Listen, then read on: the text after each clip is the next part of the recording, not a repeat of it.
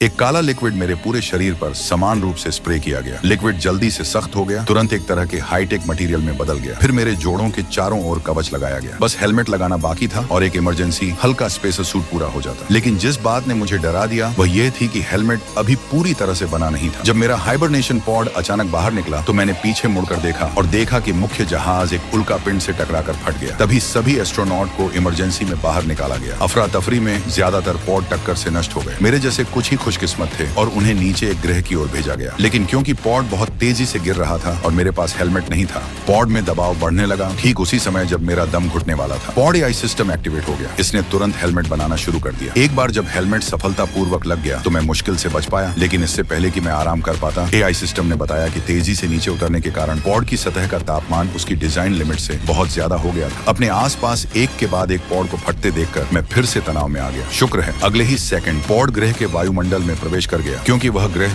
बहुत ठंडा था। पॉड का तापमान आखिरकार सामान्य हो गया। लेकिन बुरी खबर यह थी कि अत्यधिक ठंड के कारण फ्यूल सिस्टम में खराबी आ गई। पॉड सीधे जमीन की ओर बढ़ा। किस्मत से पॉड काफी मजबूत था और मुझे चोट नहीं लगी। जागने के बाद मैंने तुरंत कम्युनिकेशन शुरू किया और दूसरे बचे हुए लोगों से संपर्क करने की कोशिश की, लेकिन कोई जवाब नहीं मिला। उसी पल एआई ने जमीन के नीचे एक दरार का पता लगाया और मुझे तुरंत बाहर निकलने के लिए कहा। लेकिन जैसे ही मैं बाहर निकलने वाला था, पॉड के नीचे की मिट्टी अचानक ढीली हो गई, जिससे वह पलट गया। मैं और भी बुरी तरह से पॉड में गिर गया। गिरने के दौरान मेरा सूट पॉड के किनारे से कट गया और ऑक्सीजन तेजी से लीक होने लगी। इस अनजान ग्रह पर जहां कार्बन डाइऑक्साइड का राज था, ऑक्सीजन ही जिंदगी थी। घबराकर मैंने जल्दी से लिक्विड एडहेसिव से सूट को सील कर दिया। फिर भी केवल 40% ऑक्सीजन बची थी। मैंने पॉड से बाहर निकलने के लिए संघर्ष किया। फिर मैंने प्रार्थना करना शुरू किया कि मुख्य जहाज बच गया हो। लेकिन अगले ही पल आसमान से आग की एक लकीर गिरी। वह मुख्य जहाज था। मैं अविश्वास से उस दृश्य को देखता रहा।